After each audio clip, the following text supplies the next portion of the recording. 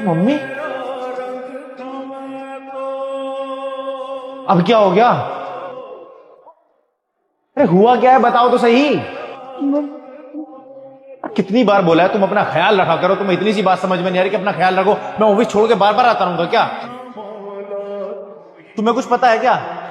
अरे तुम्हारी माँ का तुम्हें नहीं पता तो मुझे क्या पता होगा। डॉक्टर साहब, क्या हुआ इन्हें? बेटा, अपनी माँ से आराम से बात करो। इनकी हालत बहुत नाजुक है। इनकी हार्ट की नस दब चुकी है और मेरे विचार से इन्हें हॉस्पिटल में एडमिट करवा दो। अगर आप हॉस्पिटल में एडमिट नहीं करवा सकते ना, इनका घर पे अच्छी तरह ध्यान रखना पड़ेगा। अरे रखते तो हैं डॉक्टर साहब, और कितना ध्यान रखूं? आपको पता है मेरा ऑफिस यहां से 30 किलोमीटर दूर है, उसमें मैं बार बार चक्कर मार रहा हूं। और आपको कितनी बार कहा है, आप अपना ध्यान नहीं रख सकते क्या?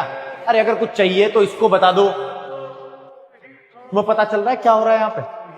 अरे कबीर, मैं तो क्या ही बोलूं, मेरा दिमाग खराब करके रखा है तुम्हारी माँ ने। ना मैं बाहर जा पा रही हूँ, ना मैं घर में चैन से रह रही हूँ। तुम तो छोड़ के ऑफिस चले जाते हो, यहाँ मेरा जीना आराम कर देती है तुम्हारी माँ। जिंदगी खराब हो रखी है।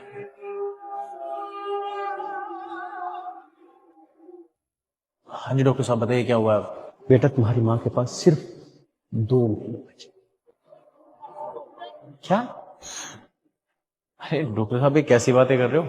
अभी तो बिल्कुल ठीक थी वो। पिछले 2 महीने से तो उनकी तबीयत खराब हुई, उससे पहले तो बिल्कुल ओके ही थी। आप फिर से कुछ चेकअप कीजिए, और कुछ बड़े टेस्ट हैं या किसी और हॉस्पिटल में जाना है आप तो बताइए ना, हम जाके खुद करा के आएंगे।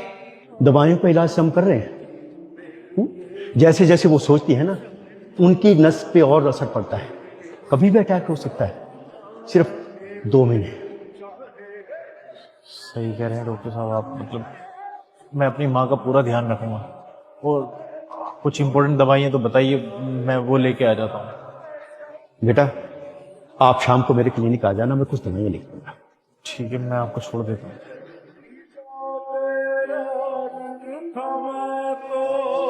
मम्मी, मुझे कसम से नहीं पता था कि आपकी ऐसी कंडीशन हो गई है।